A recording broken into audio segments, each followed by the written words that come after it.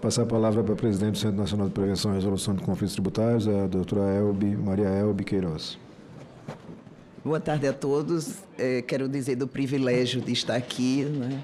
Cumprimentar o senador, cumprimentar todos que estão na plateia, na pessoa da doutora Adriana Rego, e cumprimentar todas as pessoas que estão aqui do meu lado e dizer que, senador, esse é o último momento do povo ser ouvido, porque na elaboração dos projetos de lei, nós não fomos ouvidos. Claro que as pessoas que estavam lá eram competentíssimas, maravilhosas, etc., mas ele tem um viés de arrecadação e combate à fraude. Muito justo. Mas e o pagador do imposto? Porque nós não somos contribuintes que contribuímos espontaneamente. Nós pagamos imposto porque a lei obriga, é necessário para o Estado arrecadar. A minha surpresa é que o doutor Rodrigo aqui da Febrafit e o outro colega lá também fez algumas colocações que coincidem com as nossas preocupações. Então, não é só do nosso lado, apesar de todos vocês estarem representados nessas comissões. Eu digo que essa reforma tributária ela já começa com a descrença, a falta de credibilidade, porque nós já vimos vários outros projetos de leis que acabaram com a cumulatividade, que é isso, e não aconteceu. Depois saíram os atos interpretativos que distorceram, e isso pode ser evitado. A reforma foi aprovada, não temos o que questionar, mas existe grandes possibilidades de conflitos e litígios exatamente aqui. Quero parabenizar a Febrafit pela manutenção da escola, porque esse tributo tem que ser pensado com a mudança de mindset diferente, porque é uma nova coisa. E ele está sendo pensado igual. E nós temos dois projetos de leis que não cabe agora criticar se houve, se não houve, porque não houve, mas eles são absolutamente diferentes para o mesmo imposto. O IVA dual é IVA da arrecadação. Então, veja só, na arrecadação, mas a lei originária, materialidade e fato gerador, é o mesmo. Então, o que é que nós temos? Princípio da simplicidade e cooperação, e era para evitar litígios. Então, tudo tem que ser pensado. E essa cooperação não é em relação aos fiscos, à administração, é cooperação em relação ao pagador de imposto também. Então, isso não foi visto. E aí, senador, a gente está pedindo socorro. E essa casa aqui, que é a casa do povo, o povo tem que ser ouvido. Por quê? Por exemplo, poder de legislar, artigo 24, 30 da Constituição, não foi alterado. Ou seja, estados, municípios continuam com o poder de legislar. Nós não podemos ter o PL 68 e o PL 108 com normas e regras diferentes. Contencioso administrativo, penalidade, processo administrativo, isso vai criar mais litígios. Ou se busca a harmonização, e eu digo que é agora, porque o PL 108, ele se destina para o Comitê Gestor e se destina para o IBS. E a CBS vai ficar na mão da Receita Federal, ela agindo e o Comitê Gestor agindo. E eu digo com todo respeito aos colegas, mas o que é que acontece, colega lá? Nós temos que ter uma regulamentação única. Não podemos ter cada um poder legislar, e quem conhece a prática da atuação, fui 27 anos da Receita Federal com muito orgulho, 15 anos na advocacia, a prática do chão de fábrica, sabe sim que várias fiscalizações chegam lá e cada um terá uma cabeça diferente. E o que é pior, cada julgador será diferente.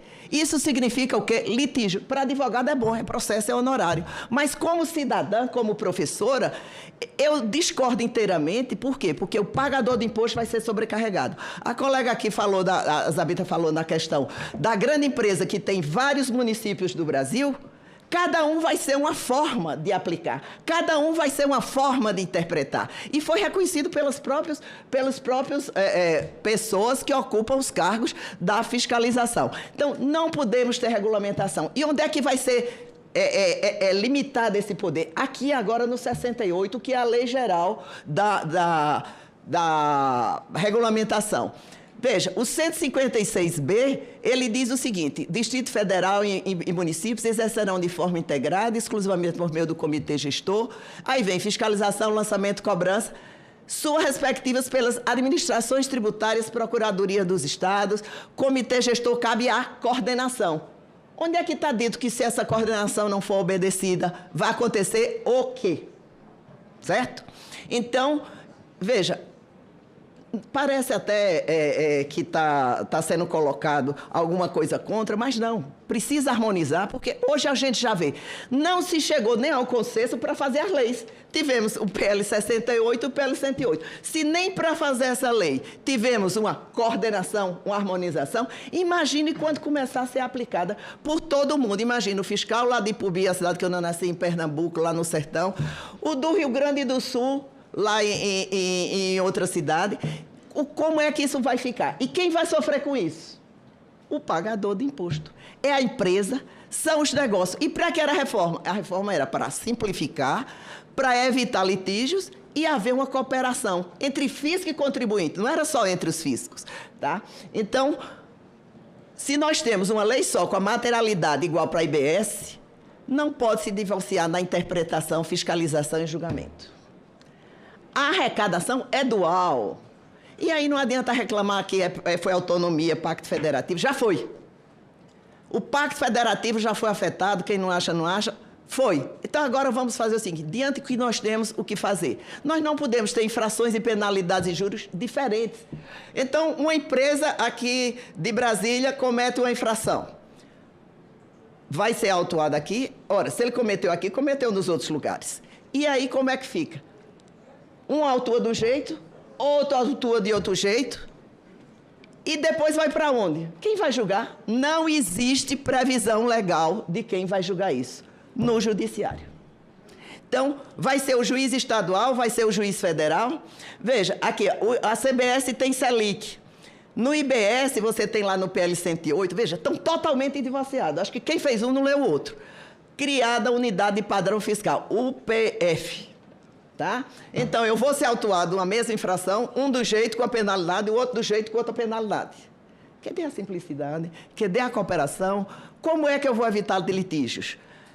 Atualização, infrações e penalidades têm que ser iguais. Ou faz agora, ou depois no outro. O que não pode é haver um divórcio entre essas regulamentações. E aí nós temos o seguinte, se 2 ou mais entes desejarem fiscalizar, mesmo fato gerador, não acredito. Né? Aí, veja, quantos autos de infração teremos? O doutor Ricardo, aqui o chefe da fiscalização, né? Ele disse o seguinte, não, a gente faz convênio. Faz. Mas se não for obrigatório, e eu não quiser, eu, um município, eu, um estado, não farei. Então, isso precisa, como o próprio colega falou anteriormente, nós não podemos ter poderá. Devemos ter sempre deverá. Por quê? Porque senão não acontecerá. Até rimou, né? Vamos lá, colega, vamos lá, que o negócio aqui está rápido. Veja, temos que ter um único processo administrativo. O negócio é tão gritante que nós temos um processo administrativo para a área federal e temos outro completamente diferente, com prazos, com procedimentos, lá no PL 108. Isso não pode acontecer. Por quê? O pagador de imposto vai ficar doido. Qual é o prazo? Um é 20 dias, outro é 30 dias, um faz isso, outro faz isso. Gente, nós estamos reformando o nosso sistema. Senador, isonome aí com os outros. Aí, veja só, nós estamos mudando o nosso sistema para simplificar, para atrair investimentos, gerar emprego. Teremos que lembrar na interpretação do discurso original, da promessa que foi feita, né? Outra coisa interessante, nós não temos incentivo à consensualidade. Graças a Deus, a Receita Federal despertou e agora já estamos na consensualidade também, né? A Procuradoria da Fazenda, mas estados e municípios não estão fazendo. E quando você apresenta, eles resistem.